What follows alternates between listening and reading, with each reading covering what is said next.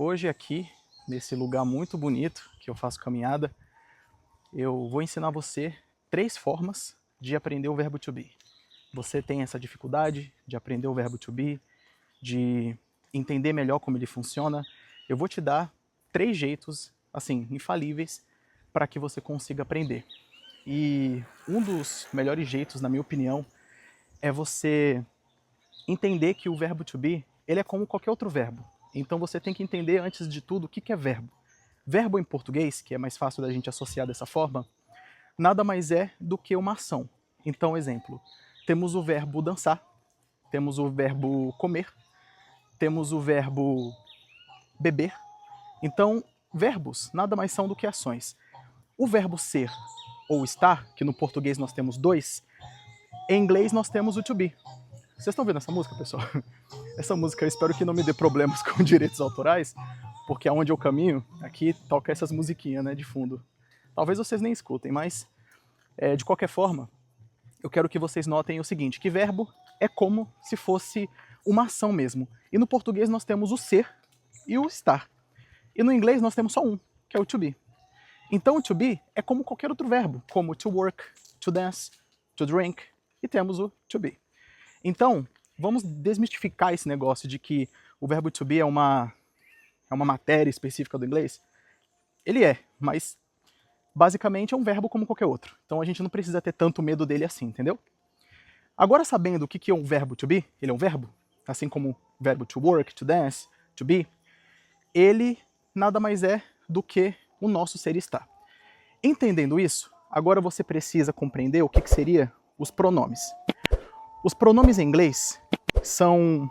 Eu vou explicar de 2 formas, como se eu fosse um professor de língua portuguesa, e depois eu vou te explicar da minha forma, que na minha opinião é a melhor que tem.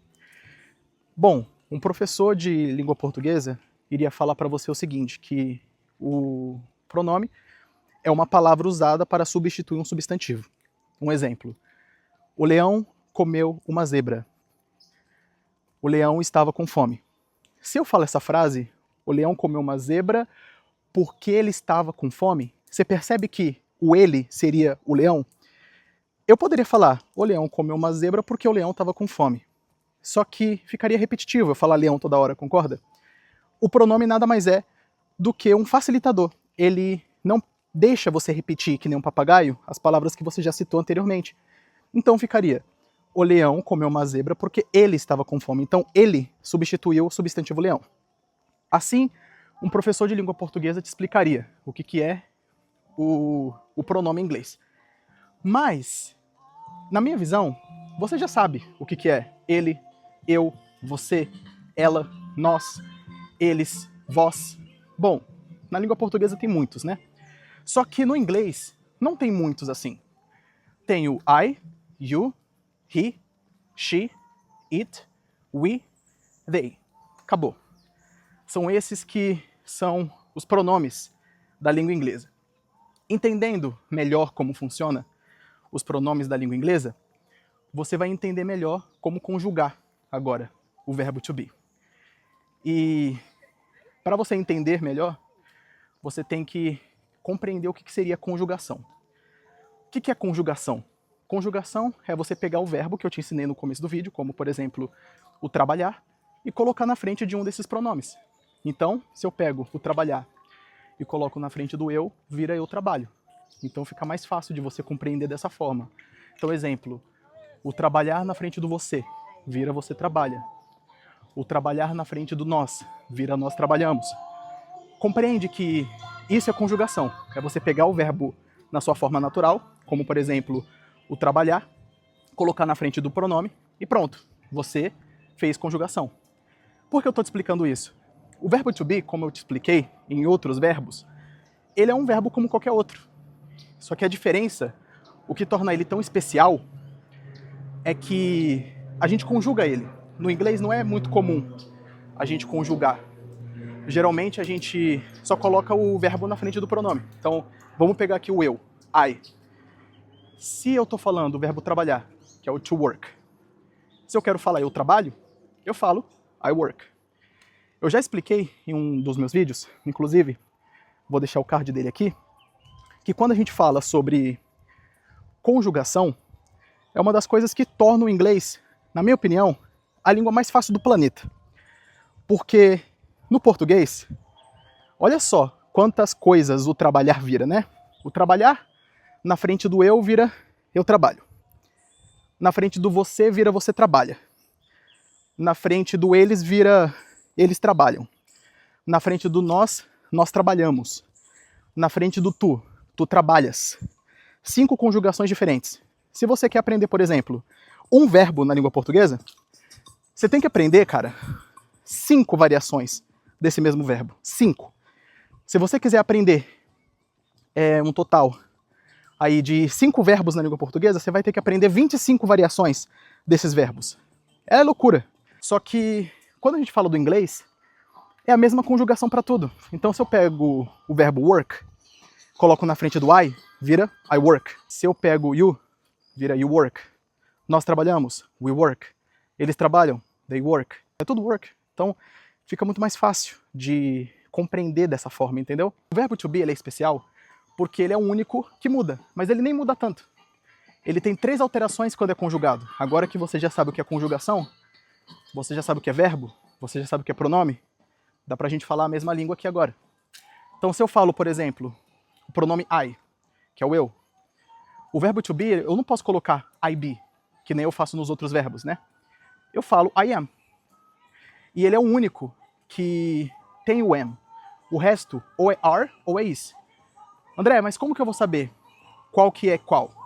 É só você memorizar o seguinte, que o he, o she e o it, que é o ele e ela, ou ele e ela para coisa ou animal, a gente coloca o is. Então, lembra que são 3 conjugações do verbo to be. A primeira é o am, a segunda é o is, e a terceira é o are. Se você está falando eu sou, eu estou, é I am. E o am você só vai usar na frente do I. Então, pode até deletar ele da sua cabeça, porque tecnicamente você só vai utilizar dessa forma. Ô, pessoal, olha só que vista maneira, hein? Olha só que vista top. Esse lugar aqui para caminhar é muito massa. Eu já tô suado, inclusive. O dia tá quente hoje. Então, o que eu quero dizer é o seguinte, que o verbo to be, ele tem 3 conjugações, o am, o is e o are. O am é pro I, então, como eu disse, esse aqui tá de boa, não precisa nem ficar tão neurado nisso não, só pro I. O are é para todo mundo, todos os pronomes, menos pro he, pro she, pro it, porque na frente deles a gente coloca o is. E acabou. Então, eu acredito que eu tenha deixado uma explicação aqui ao lado para você. Dá uma olhada que não é uma coisa difícil. Então essa é a primeira forma. A segunda forma, que na minha opinião é uma das mais legais, é você entender o que é plural e singular. Se você sabe o que é plural e singular, você vai conseguir tirar isso de letra. O que é singular? É uma coisa só. O que é plural? É 2 coisas ou mais. Então sempre que tiver uma ideia de plural, você fala are. Sempre que houver uma ideia de singular, você fala is. Então, por exemplo, se eu estou falando você, tudo bem que você é a segunda pessoa do singular, certo? O você é a segunda pessoa do singular. Porém, imagina o seguinte, que para existir a palavra você, precisa existir alguém que está falando ela, que está direcionando para você. No caso, 2 pessoas. Eu que estou falando você e a pessoa que está sendo o você nessa história. Então, 2 pessoas aí, you are. Essa é a minha visão para o plural fazer sentido, tá? E eu espero que seja a sua também, porque funcionou para mim. Aí quando a gente fala we, que é o nós, é a primeira pessoa do plural. É eu e mais alguém. Então é are, porque é plural. O they é a terceira pessoa do plural, que é eles e elas. Então é are. É só você entender o plural. A gente está falando de várias coisas, então é are. A gente está falando de uma coisa só, como por exemplo, ele, ela, ele ou ela para coisa animal. É isso. Então essa é a segunda forma, e a mais eficaz. A terceira forma, que na minha opinião é uma das melhores, imagina o seguinte, que o verbo to be, ele é um verbo que tem 3 personalidades. Ele tem 3 personalidades, e quando ele fala sobre ele mesmo, que é uma personalidade mais egocêntrica, né? Aí a gente entende como I am. Ele está falando dele mesmo, né?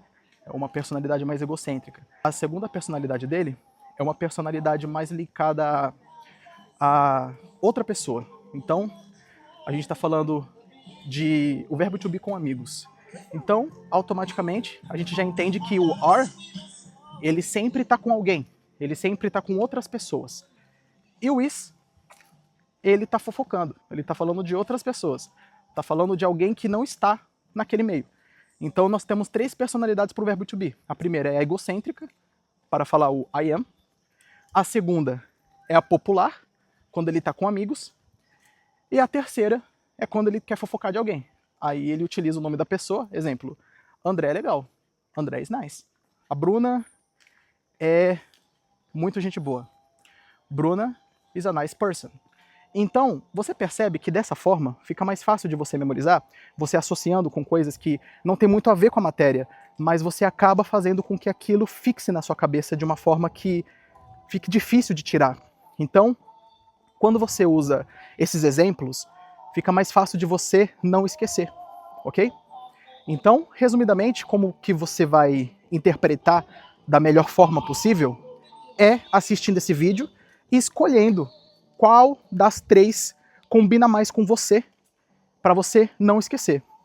Eu achei prudente te explicar o que seria o pronome, verbo, o que é substantivo, só que, no final das contas, o que importa mesmo é você entender que o verbo to be não é esse bicho de 7 cabeças, ele é só um verbo como qualquer outro, que você pode simplesmente conjugar de uma forma diferente, e posteriormente aí você pode usar em outras coisas, que o verbo to be ele é o verbo mais usado. Você precisa aprender ele. Eu gostaria de falar para vocês que o verbo to be não é tão importante assim, porque é a maior dificuldade de todo mundo e como professor, eu quero que essa dificuldade não seja uma dificuldade. Eu quero que vocês tenham essa facilidade com o verbo to be. Mas por que eu quero que vocês aprendam o verbo to be? Porque é o verbo mais importante, você fala de características, você fala de idade, você comenta também a respeito de sua personalidade, como você está, se você está bem, se você está ruim, fala de características, fala de profissões. O verbo to be, ele é, de longe, o verbo mais importante.